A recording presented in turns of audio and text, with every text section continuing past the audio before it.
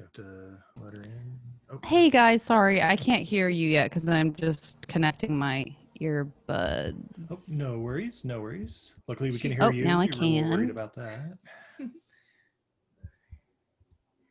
All right. Here we check, go. check. Hello. Hey. How's it going, Miss Barney? I'm good. Oh, you don't have to call me that at all. I'm sorry, Like Lady Varney? Oh, yes, Milady Varney. Thank Milady. you for knowing that is my preferred. That's what I'm asking for. I can only hear you with one ear, but I think this is my, hang on, this is my stupid, like, why don't you work in both ears? Oh, no. Maybe now you will. I say we're sharing headsets, so we understand the struggle. Oh, I've totally done that. I've absolutely done the tandem. My boyfriend gets one earbud. Yeah, for some reason, one of the earbuds is just like on the fritz. Oh, I do have a different set of earbuds though. Well, as long as you guys are recording this on your end, yeah? Yeah. We'll take care of all that. Okay. You're good to go.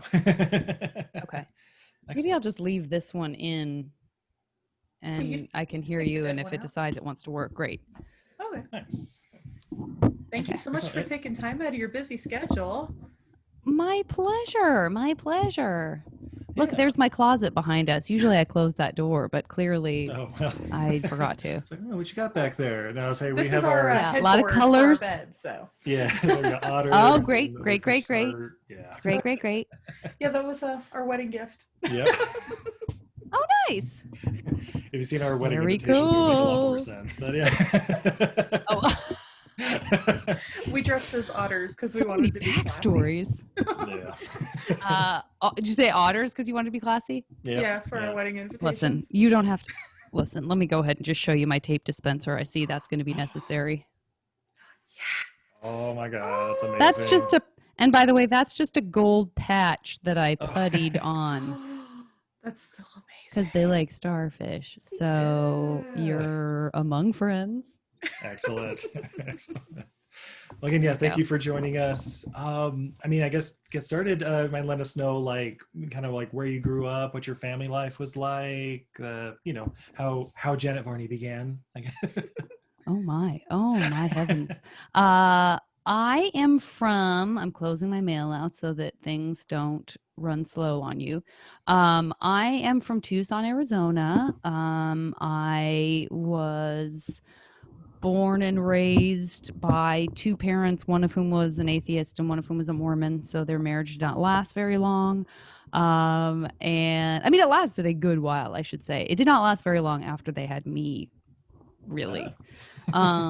And I lived in Tucson through high school, and then as soon as I could, and I do love Tucson, but it was definitely time to go.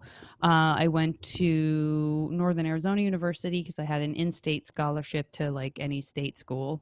And then I was just sort of biding my time, waiting until I could get to San Francisco because I had gone there once when I was 13, but had that thing happen that happens to some people where I couldn't stop thinking about San Francisco, like to the point where it became more important for me to move there than to like know what I wanted to do for a job or anything. It was like, just get to San Francisco and then you'll figure it out. What a hippie. What a freaking hippie. So I lived there for many years and went to SF State, and then that's like where I met the guys that I ended up forming the comedy festival that I do with, and doing sketch comedy, and then that's eventually what led me down here to LA. Excellent. Yeah, how about that? We just saw you in Sketch Fest with Plan 9 from Outer Space and everything with Dana and everybody. So. Oh, you watched the online one? Yeah. Oh, good. That came out well, didn't it? Oh, absolutely. Yeah. You guys were Everyone was so funny. Maria is so funny. I can't believe she like put herself in the tree. Basically, that was amazing. She's amazing, of course. Excellent. So, what were you? Were you going to school like for theater or engineering? I don't know. Yeah. I mean, listen. Well, it's funny you'd say that because I had started pursuing a degree in theater, but not. I was like fairly aimless about that particular thing by the time I got to college. You know, I I think it was undeclared for the first part of my freshman year, maybe even the entirety of my freshman year. And I took like an acting class, but I was very pragmatic. I really, even by then, was like, I don't have any money. My family doesn't have any money. That's fine, but certainly won't make any money. Like I just did, I was already like, you can't make a living doing this. But I also didn't know what I did want to do. But then, by the end of that semester, I think I had ended up like auditioning for a couple of different one-act plays. And, I had kind of bonded with the people in that one theater class I was taking. And so it was this very begrudging kind of like, all right, I guess I'll major in theater. And then I did. And then I was taking, all of those classes. And, but then by the time I decided to move to San Francisco, kind of like what I was saying, exactly what I was saying before, again did not think it was practical in any way to do theater in San Francisco. So somehow I had become, this is like age 18, 19. Yeah. I think I had like, this is kind of embarrassing, but I had started getting, I think at the place I worked in Flagstaff, I had 2 different part-time jobs the last kind of year I lived there. I worked at a bead store, where we made like hemp necklaces and sold Grateful Dead bear stickers. And then I worked at a place called Grand Canyon Railway, which sold tickets to this specific train ride between Winslow, Arizona and the Grand Canyon. Yep, and they also, for some reason, because you're familiar with it. Okay. Yep. So that was the store. So that was where you would go to get tickets in Flagstaff if you wanted to go. But then they had the storefront. So they were like, what else do we? So that they had like model trains, and they had like a lot of Route 66 and Coca-Cola memorabilia. And so it was just like both of those places were so different and random, and they were kind of around the corner from each other. And I think one of them got the Pottery Barn catalog. And that was like the paramount of design to me, this kid in college in this small college town in Arizona. I was like, this is so fabulous. I had never seen any like stuff like that before. And so when I moved to San Francisco, I think I even found out like, wait a minute, the Pottery Barn headquarters are in San Francisco. I made the big time. So it was like a big goal. It really was. Like I got another set of part-time jobs at very yet more random places in San Francisco. One only sold Australian imports, and the other was a high-end miniature store. Okay. Yep. We've probably we know been to exactly both of where those. that is. We just moved out of San Francisco. Yeah. So. Oh my gosh. Well, that's now the place that I worked is not there anymore. So I don't know how long you guys were there. I think you're thinking the You might be Scottish thinking place, the Scottish place. both I know what my you're parents were talking about, but basically just think of the exact same thing, but put Yeah. Australia, like put a bunch of boomerangs in the window and you're fine. Yeah, boomerangs and Fosters. Yeah. And Vegemite and opals. Like, really, it was like, wow, this is extremely specific. I will say they had a very cute, like they had a real cute, like stuffed echidna, stuffed wombat. The wombat was a particular Didn't they have favorite. like a big 6 foot tall like kangaroo in the store, like big plush one? I think they did actually, now that you say that. And they sold like Blundstone boots and Akubra hats. I really remember all of this like it was yesterday. And so those retail jobs I worked, and then until Pottery Barn was hiring. It was such a goal. It's the most ambitious I've ever been. Like the most ambitious I've ever been in my life was to work at Pottery Barn. It's all gone downhill from there. So I got a job as a seasonal gift wrapper / a sales associate. And I did such a great job. They invited me to stay on. And then I started working my way up the Pottery Barn retail ladder. And from there, I was recruited out of the Pottery Barn by an interior designer. And I started working at a design firm, like doing project management and stuff. So at that point, that was part of working to establish residency for a year so I could go to SF State. Yeah. But then also, so then I was at SF State, and I was sort of taking my general classes not any theater, because once again, I was like, no, I guess the theater thing is not going to happen. And then I decided I would switch and get an interior architecture degree, which was kind of a bummer because I had all these theater degrees from NAU that would, sort of be worthless. But also, the degree for that at that time fell under the home economics department. Oh no. So I would have had a degree in home ec, and I couldn't do it. You didn't want to be the girl from Tucson with a degree in home ec? You know what I mean?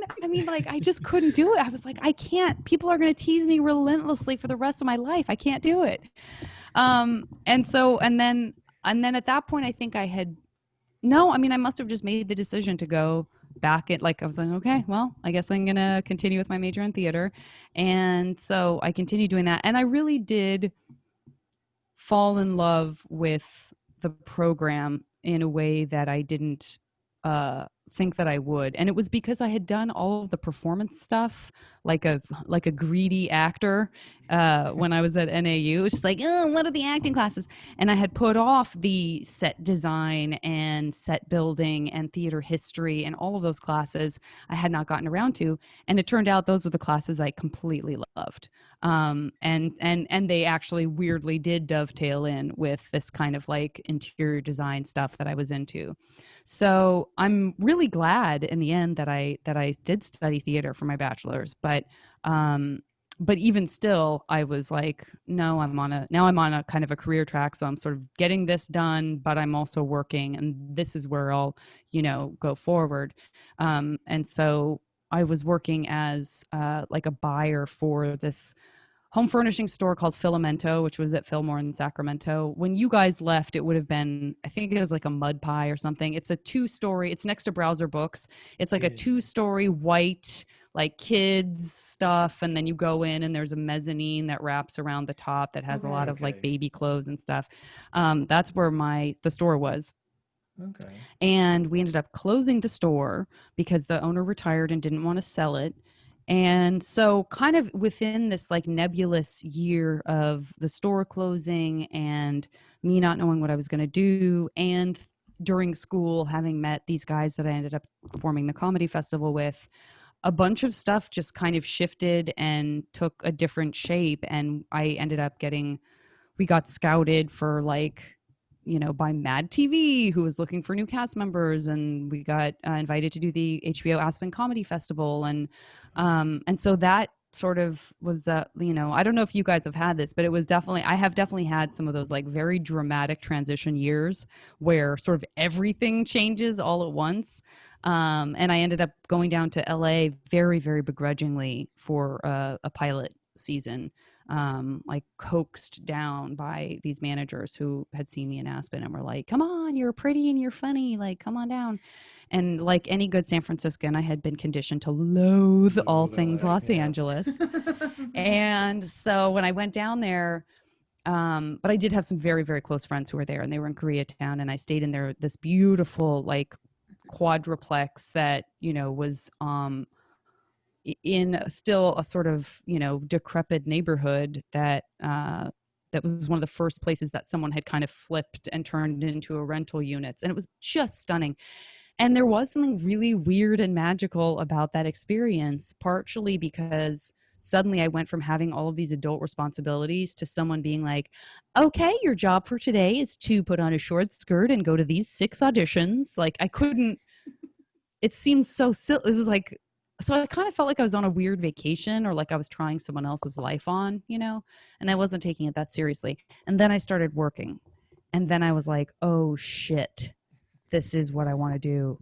Oh no. Like, oh God, I've been like running away from this eventuality for like a decade now. And the rest is kind of history. I ended up moving down here and working and continuing to go back up to San Francisco to do the fest every January, which is a great way to stay connected to San Francisco because I love that city so much for all its changes and everything it's going through right now with COVID and stuff.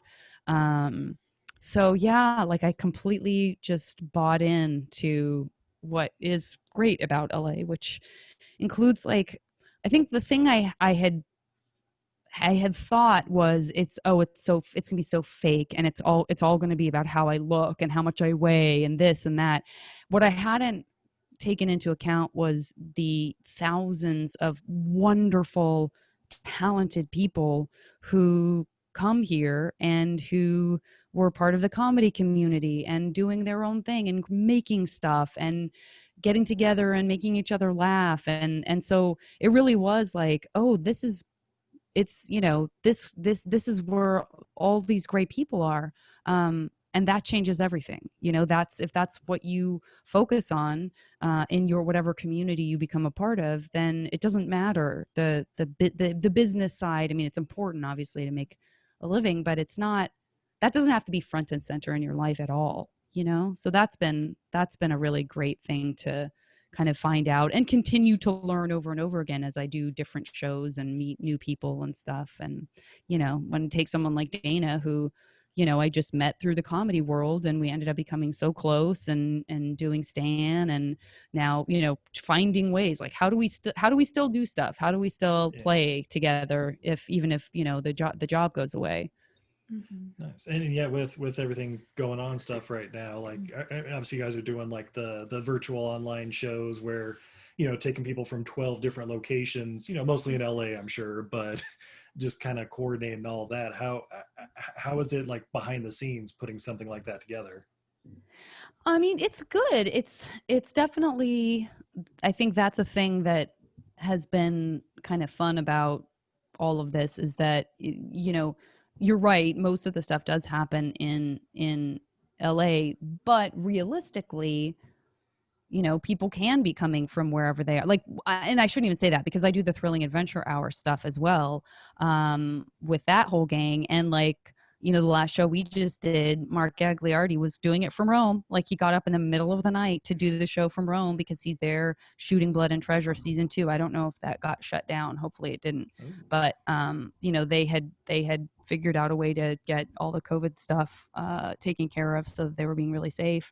And so, people are everywhere, and a lot of people have less going on than they normally would. So there's just been more general availability for stuff like that. And like my boyfriend, my partner, my husband, I don't know, but we've been together for 6 years, and he's kind of always felt like my husband, although we are not married. But he teaches Second City classes for like comedy and journalism, and he was teaching them in person here in LA before this happened. Well, now his classes have like, he had someone from like Ecuador, and he had like a criminal prosecutor from Baltimore, like just all of these people from all over now. And it's completely changed the dynamic of the curriculum and kind of the whole class dynamic. And so it, in some ways, it really does have that like, oh yeah, the internet can connect everybody. Isn't that a positive thing? Like, I've been hating on the internet for so many reasons, and like, it kind of does what it's supposed to do once in a while. Nice. Yeah, and it's one of those things like with like we've seen 4 or 5, maybe even more than that, like comedy shows and stuff online, and you cut out the 2-drink minimum if you're going to a club and stuff. They're actually pretty darn affordable. You do the house drink minimum, babe. Well, of course, yeah. The prices are. You have to pay a different kind of price for that 2-drink minimum. Yeah. Well, I love hearing that you guys are watching them, because you're totally supporting, people who, especially stand-ups, like, oh my gosh, to not be able to do Sketchfest this year, and just to know that we can't bring our little shoestring staff on that we love so much, and imagining the idea of being a stand-up and just going, I can't, it's just so many live shows, all the live shows, whether it's stand-up or, theater or whatever, dance, like all of that, music. Oh my gosh, the music business. I mean, whew, what a shift. Yeah. Oh, I was a temp when we were in San Francisco for 8 years. So not a temp in what most people think, like, oh, so you wouldn't like typed in an office. Being a temp in a city like San Francisco means like one day I'm learning how to gaff cables, and the other day I'm scanning people's badges, and maybe I'm escorting Bezos to his buffet. Like, it's sure, so many things. And so yeah, that I have a whole community of people who are the people who would like come in and be like because you need the ticket takers and the scanners and the things in addition to all the technical people, and so many of them just haven't worked in 9 months. Yeah. It's tough. Because It's really this tough. is like all they like I so many of them, that's all they do. They don't have any other gigs because they're just constantly doing those gigs, and it's like, Yeah. I don't have any skills because I've done, I mean, I have a million skills, but I don't have anything that looks good on paper because that's all I've done for a decade. Because that's all I've had to do is, go down to Moscone 3 times a week and then, out to the Golden Gate Park for whatever concert. And it's like, okay, well, how do I turn that into like working at Macy's? I don't know. Totally. Well, hopefully we're going to get back on track. I mean, it was like the vaccine thing felt so far away even like 3 months ago or a month ago. I don't know. I feel like a month ago I was like, we're never going to have a vaccine. Full time. And obviously there's a lot of stuff that has to still happen and, the way that it's being distributed, but it's already feels so much more real than I was willing to let myself think. I mean, we were all, I was like, I guess this is 2021 too. Like, I guess it's going to be a year of this somehow. How are we going to do this, and perhaps it won't be now. Yeah. Hopefully. Fingers crossed. Fingers crossed. But in the before 4 times, like, okay, so you moved down to LA, and you started just getting like, you said a couple pilots and stuff. And then like, you had parts in like Catwoman and like Drill Bit Taylor and stuff like that. Yeah. I mean, how do you kind of get into those? Was that more like kind of extra work or how? No, it wasn't extra work. I didn't do any extra work down here. Okay. I had, because I came down here at the behest of representation, they were able to send me out for stuff right away. So Catwoman was, it really is all about like building your resume. And, I had like very little on a resume from San Francisco. And I totally remember that audition. It was the first time I met one of my all-time favorite casting directors in Los Angeles. Her name is Wendy O'Brien. Actually, her last name, it's hyphenated now, but I can't think of what her last name is. But she was so great. And I look back and go like, oh, she really kind of, she was definitely got me like one of my very first jobs. And now here I still see her for auditions, 14 years later, and she's the best. And that was another thing, like so many people in the business that I would have thought would be very cold. I just, again, because of San Francisco, was like, ugh, this is going to stink. And there are just so many people that you meet along the way who are great and who love actors or who love their jobs or who are goofy and crazy themselves. And so I got that. That was a speaking part that then ended up getting cut out of the movie, but then I'm still in the credits. So then you still get like $9 every 3 years for your residuals for that. But it was something to put on the resume, which was good. And then I think I did temp a little bit down here when I came down here. I do remember doing like a week at an agency, answering phones and stuff, replacing someone whose assistant was on vacation, which was very educational. I worked for, I temped for 1 day for who at the time was Brittany Murphy's manager. And I ended up she came into the office and we ended up like totally hitting it off. And she offered me a job as her assistant. And then it seems like a few months later she died, and it was so sad. That was a very surreal, it's so weird when you just kind of get dunked into all of it very quickly. That was very strange. But then I got dinner and a movie. That happened within the first 6 months that I had moved to LA officially. And that was a job that I had for 7 years. And, it was a job that afforded me, I could pay my rent doing that job in Atlanta 6 times a year for 4 or 5 days, sometimes less at a time. And so the rest of the time I could audition and, get guest star roles and stuff. But it was great because it was not a huge time commitment, but it was enough to keep the lights on. because it's hard, going in and trying to get a job when you're worried. It's such a cliche, but you might not do your best work if you're like, I really need this. It's hard to overcome that anxiety. As your sweat, forehead breaks out in a sweat. Yeah. So it was definitely that was great. That was great. That really helped my, I think my sense of security wasn't as threatened as it would have been otherwise. And it was a great job. Super fun. It's a great show. Yeah. I am just going to take this moment to, because I forgot to tell my husband when I was driving up the mountain today. We live on a small mountain road. So you know how they repaved like 4 months ago? Mm-hmm. Today they decided to cut the manholes to get to the more thing. I didn't think they'd make it all the way up here by the time we had the interview, but if you hear grinding. Oh, were they being? Was it loud? No, well, if you can't hear it, hopefully no one else can. But it's like, what is going on out there? One of the trucks is parked on our lawn currently, so. Oh, perfect. Well, I live in the city of leaf blowers, so every time I just did that where I was like, let me record this Cameo because I'm on Cameo and I donate proceeds to nonprofits, and I was like, this is a perfect time. Let me just sit down, and I pressed record and just in the house next to me, and I was like, no, you've got to be kidding. Of course. Nothing else could happen. I get it. Yeah. And I record my podcast at home too, and that has happened so many times where some just insane construction sound starts, and I'm like, well, didn't know that was going to happen. It's just super funny here because we are literally on the side of a mountain and we're fairly isolated. Like not much happens up here. Like the biggest thing is if it snows, like the plow truck, and even they like forget to do this road most of the time.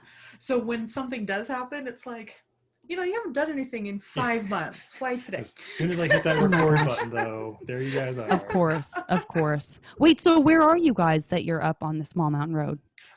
We're in a lovely little mountain town called Eden, Utah. It's about 40 minutes away from like Park City and Salt Lake, or a little further from Salt Lake. But, yeah, Steve, much like the fabulous Lady Varney, also grew up half Mormon, half atheist, that's and right. it resulted us in inheriting a house on a mountain.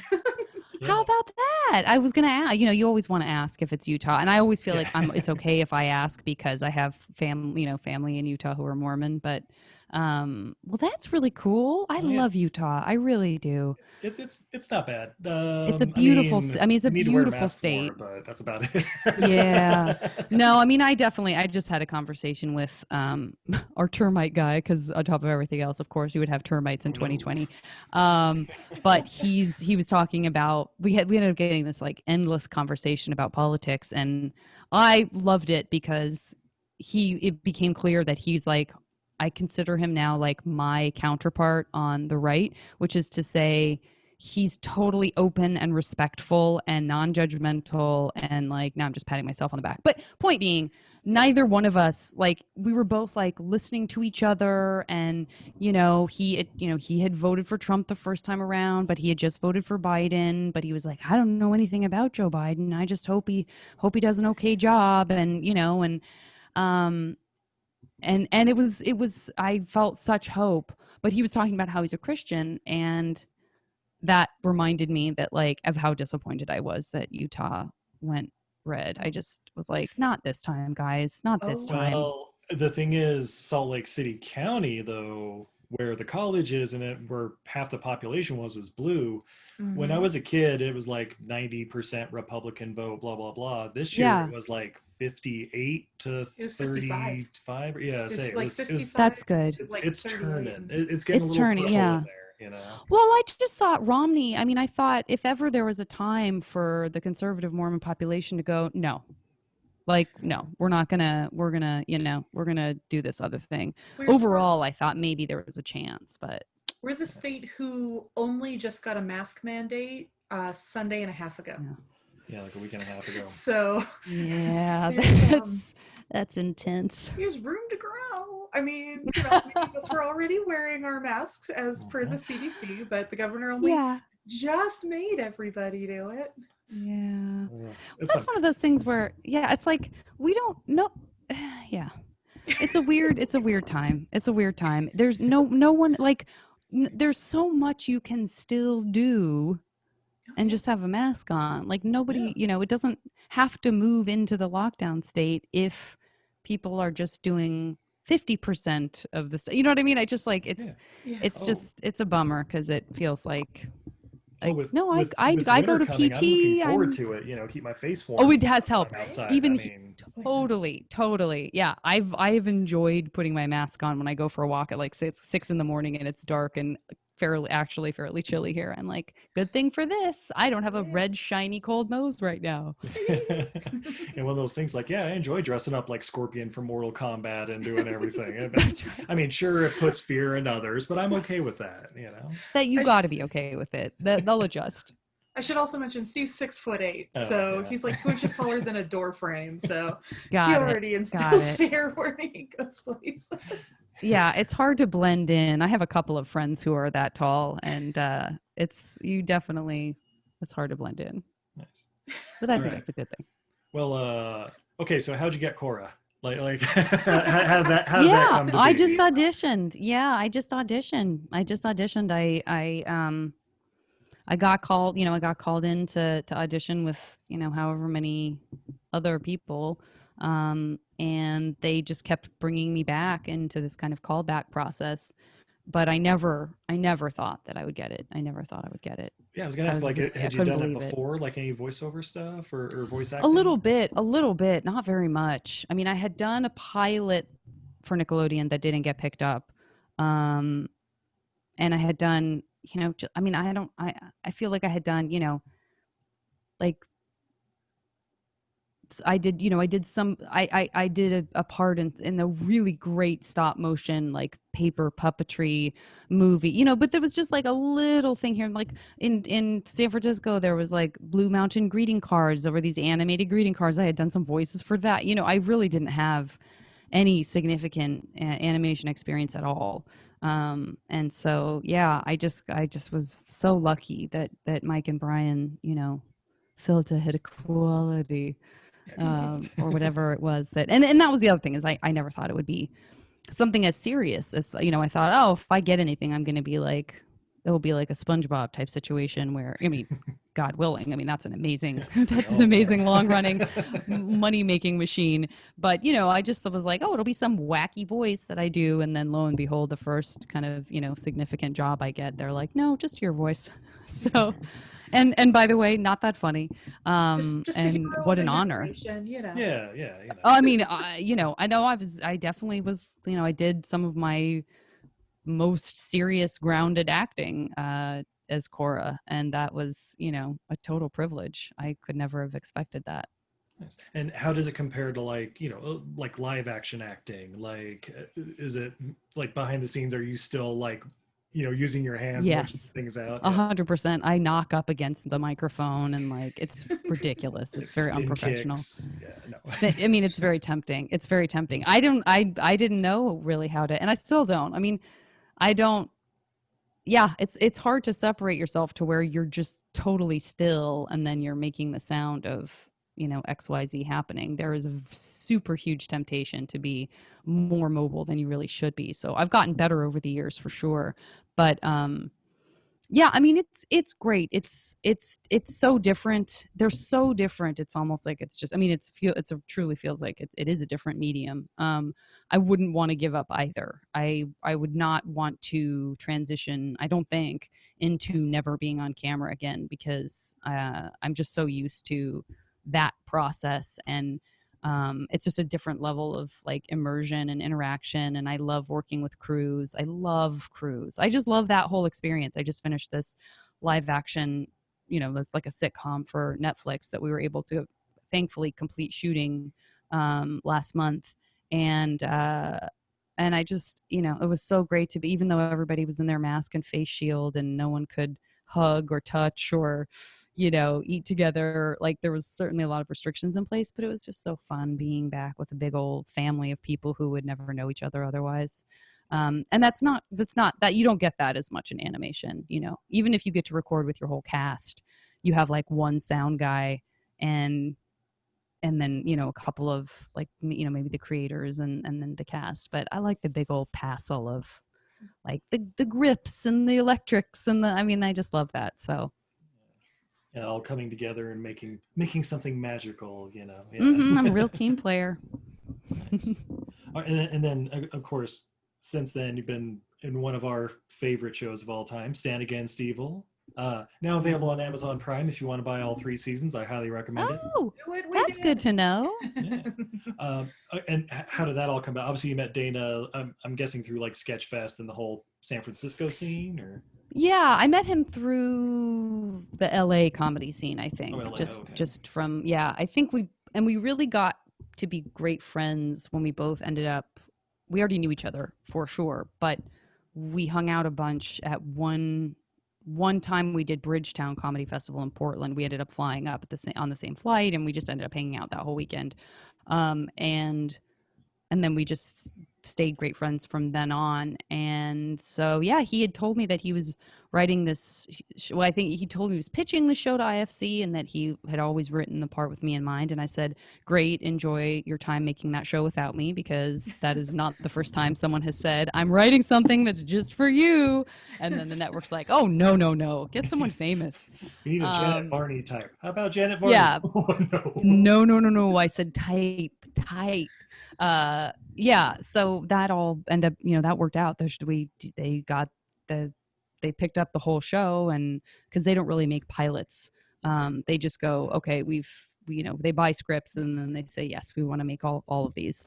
And so we got to do that show, and but I definitely auditioned for it, but luckily I still ended up getting it, and it was fun. It was the hardest thing I've ever worked on. It was hard work, physically hard work, but such fun. I mean, I loved that group of people. We loved our Atlanta crew. What a little family we were. It was like, we shot in the summer, and it was just like a long summer camp.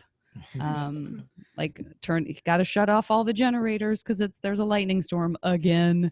It was very scrappy. It was a scrappy making of a TV show. I'm sure Dana talked about some of that stuff since you guys talked to him. Since we're close personal friends with him. That's right. I'm sure Dana told you all about it. I mean, we haven't gone to summer camp with him yet, but I'm assuming it's down the line. It'll come.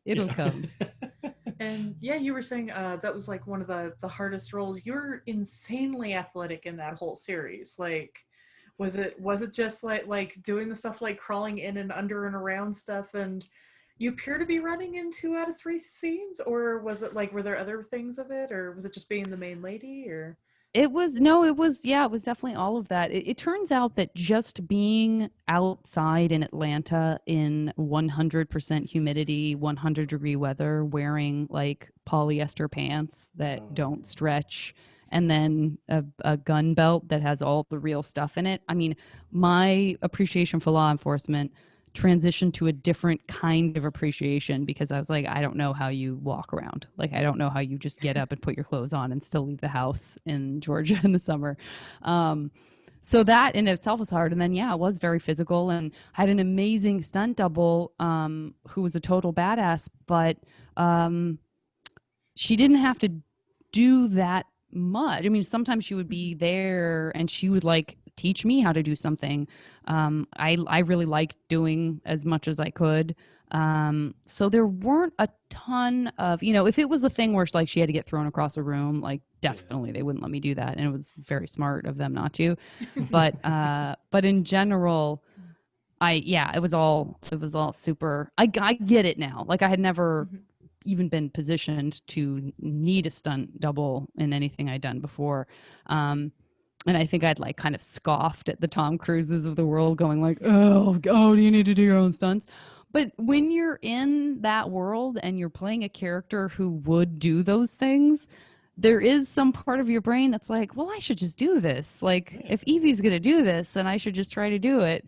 And it's not super logical, but I get it now. I get the feeling that you're like, you're sort of on a roll. You're like, what's the next thing? You want me to kick that door open? Cool. You want me to fly off and so it's, I guess it's addictive in that way. But also kind of hard. Don't worry, Dana. I got this. I can flip that station wagon 3 times on the freeway. Oh my God. Yeah, that was a crazy stunt. That was a lot of fun to watch.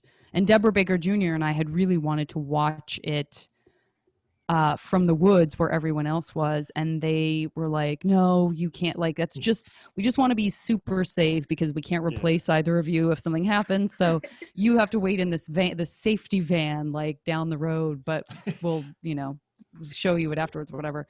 And then it turned out that like everyone in the woods got chiggers. Oh no. So we were like, I mean, there was a silver lining. We didn't get to watch it, but we also didn't get chiggers. So Meanwhile, you ladies are sipping cocoa in the surveillance van, like, man, that looks hot out there. Pretty much. Pretty much. Yeah, it was a trade-off. Nice. Yeah, I can imagine that being just being in the moment, like, I can clear that gap between those buildings. I'm playing a police officer. They believe in me. Oh, man. Yeah. Stupid. Yeah, no wonder that Tom Cruise snapped his leg off. I mean, stupid. Nice. And with working with like FX or, well, I guess that was IFC. Yeah. Sorry. I know that you were on the FX show. You're the Worst as well too for quite a run on there. That was another great show. That was a weird time because there was a point at which I was shooting both shows. There was an overlap. And You're the Worst shot in LA, and so they had to write me out of a couple things because I just was not, you know, I couldn't do it because I was in Atlanta. But there was a couple of times where I had to fly a red eye from doing something that got permission to do that, finished at, you know, whatever time at night, and then got on a plane and then got driven to, like, I don't even think I went home one time, or if I did, I like maybe went home to sleep for like 3 hours and then just had to go. It was very surreal. And also just going from playing a sheriff to like immediately going in and then putting on like stilettos and some kind of weird revealing top and being this totally different character and realizing like, as hard as playing Evie is, it's still more uncomfortable to wear high heels than it is to, you know, be running around in there was just less of it, so it wasn't as bad. But a little more air conditioning though when you're here now. The air conditioning has a big effect on comfort for sure. Wait, You're the Worst didn't let you wear your single female sheriff t-shirt? Did not let me wear my single female sheriff t-shirt. Did not let me. By the way, we totally did look it up to see if it was a real thing. Just curious. Along with my God, Hobo and all the other. Oh my God, Molly Coffey. Molly Coffey made the most our production designer. She knocked it out of the park. I mean, every set had all of these little nuggets, little Easter eggs that, you know, you would go, wait, what does that poster say? and then just be like, oh my God, she's a genius. Yeah, she's amazing. Nice.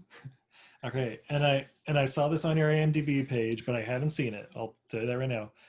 You're the star and writer of Fortune Rookie, where you play a fictionalized version of yourself who leaves showbiz to become a psychic.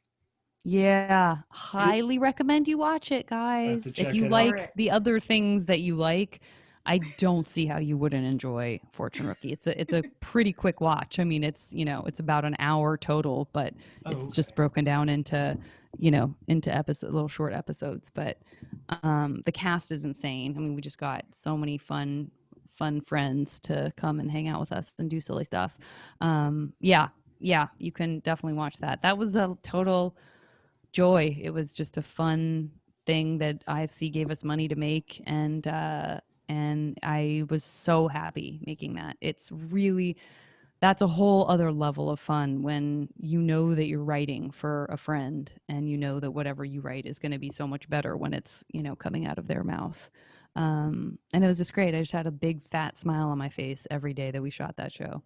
Nice. And now I have to follow up with the obvious question: is that your dream? Nope. Okay, just making sure. No, I saw a psychic once here, and it was recommended to me ardently by somebody who was like, no, I met my husband. He predicted that I was going to get this and this job, and he was right. Like, whatever her experience was, somehow when it was finally translated to me, it sounded like he had like literally told her the name of her future, like, you know, it was just one of those things where I was like, his name is going to all be right, Rick. I mean, He's I'm going to show up on this bus. Yeah. And then she's like, I gotta find Rick. I gotta make this happen. But I did not have that experience with him, and I was so fascinated. It was such a meta experience of, like, you know, you've spent the money, and if you're like me and like many of us, like, I want it to be real, not so much because I want the answers, but just because the wonder of it or the magic of it, you know, seems like it would be really fun and exciting, and like, oh my God, I got chills, like all that. And so you find yourself like reverse engineering or trying to make something fit later, like, maybe that's what he was talking about. And I don't know this guy, you know, this person's a perfect stranger. So it just is fascinating to me that, I mean, these, you know, people who go see psychics, like, they make choices in their lives afterwards based on something a complete stranger says that you have no idea and very likely they don't know what they're talking about. They just are saying a thing that, you know, I mean, again, I would love for psychics to be real. I did desperately want to be a psychic when I was younger, but I wanted to have telekinesis, and would just sit and try to move like a ball. It never moved. But yeah, so I couldn't let that idea go. So I had just always wanted to do something with that, ever since I had gone to that psychic. So the idea of, you know, just being told by someone like, I can sense you have the power. The idea of just going like, okay, and then quitting your life and deciding to give other people advice, was very appealing to me. Nice. So and also I think these psychic classes at SF State were under that home economics degree. Again with the home ec. I don't know. But on the there home was. economics thing, to make it sound better, call it real estate economics, and everybody's like, oh my. Yes, real estate. A lot of money in real estate. That's right. That's what they should have done. A lot of economics in there. That's all of the economics. Exactly. Yep. Excellent. Yeah, you should watch it. It's great. Oh yeah. It's very fanciful. It's very strange. It's very, like, we didn't realize it when we were writing it, but then when we sort of stepped back and looked at it, I was like, oh, this is like Portlandia, which is not even a show I really watched because comedy is not relaxing to me because it's like I just know everyone in it, or I've auditioned for something and I'm not in it, or, you know, whatever it is. It's not, or I'm thinking about the jokes, thinking about the writing. How dare you? It's just very, again, that meta experience. It's not, I don't get lost in something. So I tend to watch a lot of, like, you know, British mysteries and stuff. But for a while, so it's basically the same thing. See, there you go.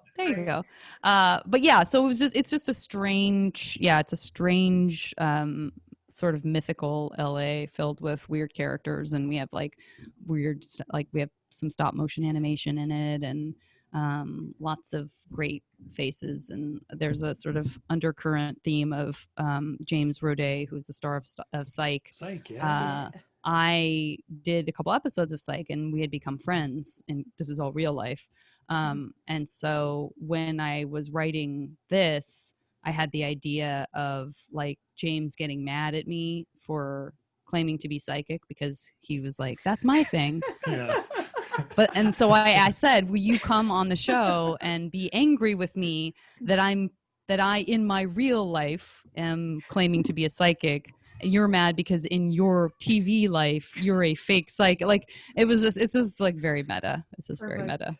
All right, I know what we're doing tonight. Yeah, because and if you could slip us James' numbers, we have lots of questions for him about the show. And great. And Tim Omenson is in it, and it's like the first thing that he did after a stroke. I said, will you please do something? And he was like, let's see what we can do. And he did it great. He did great. And it was not terribly long after it happened. So it was so cool to see him, you know, show off how much he was recovering. And now it's like leaps and bounds even from where it was then. Excellent. Glad to know he's doing well. Yeah, I heard about that. We're like, oh no. We're on a text. We have a text. All the Thrilling Adventurers, we have a text thread that Tim is a part of. So we're always kind of checking in and making jokes and being dumb. And so, the Thrilling Adventure texts. Yeah. It's a really fun text. It's so stupid. Like some of the recurring jokes are so dumb. Isn't that what like all company like chats become? Just like the same dumb 3 100%. jokes. 100%. And it's like, Yeah. why is apple juice funny? You wouldn't get it. You had to be there. Yeah, exactly. All right. Well, you briefly mentioned that you were watching, I think it was British crime dramas before I cut you off. During this time, what are you binging? Oh God, what am I not binging? Comedy. I guess I'm not binging comedy. We've already established that. We have been. What did we? I'm trying to think of the last thing that I really loved that I hadn't seen before. There's been a lot of like that was promising, and then kind of what didn't maybe turn out the way I wanted it to. A lot of those kinds of shows. Well, besides Tiger King. No, Oh man. that took a dark turn very early. But yeah, anyway. Yeah, I mean, I've definitely. I'm also like I'm a big. I listen to a lot of podcasts, but especially in the sort of like I get real into like the legal justice reform, kind of like undisclosed sort of getting it real into like the wonky weeds of the law. So I don't know why that is so interesting to me, but I really like, wrongful convictions, sort of like how do we reinvent the system kind of stuff, I think is really interesting. And then, a lot of audiobooks I like as well, because I like to fiddle. I definitely am like a person who loves, like doing stuff around the house and all that stuff's fun. So I'm the perfect candidate for podcasts and audiobooks because I can spend 30 hours listening to a book, but justify it by being like, I got a lot of laundry done, Right? Nice. Yeah, keeping the brain active and Mm-hmm. I've got a lot of that. I've also got a lot of, hey, let's watch Star Trek and binge Forged in Fire and Yeah. Easy to do. We didn't go through 5 seasons of Murder, She Wrote in like a month. No, but... not at all. That's a delight to know. Great British That's Baking Show. To know. Yeah. Nice. And okay, so I haven't watched that yet, but everyone's like, you're gonna lose your mind. You'll love it. It's very wholesome. You may be used to like American game show kind of mentality where it's all about alliances and cutting other people down. Yeah. Everybody being so cute good. and making muffins. Mm-hmm. Yeah, that's my speed for sure. Yeah. Yeah, it's everything American shows are not. So like Chopped is all about you have to be better than you still have to be better than your competitors, but it's like, oh yeah, no, I hope that he doesn't get the black licorice and mackerel sauce just right. No, this is like, oh no, your muffins are falling. Let me catch them for you. Like they're so nice to each other, and that's it for could me never for sure. happen here. It's a show that couldn't absolutely never happen here. Oh, I love it. I gotta watch it. I'm looking forward to it. Nice. So what's coming up on the JV Club? Your incredible podcast that everyone should listen to and can be found on all the major podcatchers. Thank you. Yeah, what's coming up? What's coming up is my 400th episode. I have absolutely no special plans for it at all. I'm really bad at planning like benchmark stuff. But yeah, I'm just cranking them out and I still love it. I love it. Yeah, I've been doing it like over 8 years and I just never get tired of talking to people. It turns out I really like hearing about people's adolescences and everything else that kind of comes along with it, but it's still going. Excellent. Love it. So wonderful. And I'm sorry, where can they find that besides all the major podcatchers? Should they follow you on Twitter perhaps, or? They could. I'm at Janet Varney on Twitter and at the JV Club on Instagram. I'm very bad at being consistent on either one of those platforms, but I am there.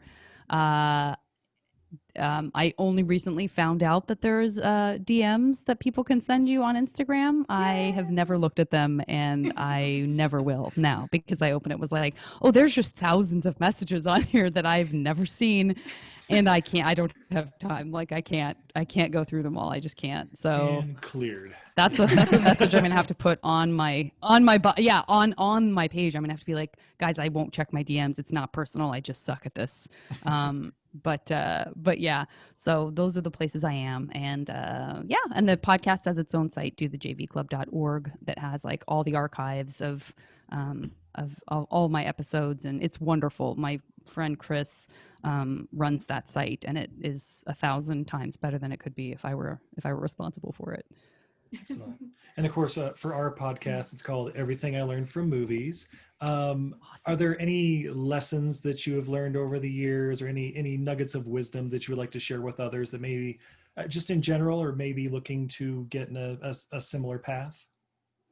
I say, I mean, this is one of the hardest things I think to do effectively right now, in a way that I would want you to get what to get out of it. But the taking an improv class it's awesome. It's just great for people, even if they don't want to get into acting. It allows you it keeps you in the moment. It forces you to be a better listener, to pay attention to other people and what they're saying and where they're coming from. And also just allows you to, think faster on your feet, but also recognize that failure is kind of inevitable, and that's okay. And that, you can get better at something by failing at it for a while. All great and important lessons that I learned through improv, for sure. Excellent. And of course, learning in general as well is always good, whether it's learning, not a bad thing, turns out. Yeah. Studies are in learning, not bad. Excellent. Well, thank you so much for joining us. Yes, we really appreciate it. My pleasure. And if I could just ask one more favor. Sure. Would you mind saying something like, "Hi, this is Janet Varney, and you're listening to Everything I Learned from Movies"? Sure. Hey, it's Janet Varney, and you're listening to Everything I Learned from Movies. Perfect. Thank you. You're welcome, guys. Well, stay safe up there. Don't fall into any manholes up on the mountain road. They're drilling them. Yeah. Also, so I'm an illustrator by trade when I'm not doing odd jobs. And I have a silly little shop. It's Untidy Venus, like a goddess who's bad at housekeeping.etsy.com. Love it.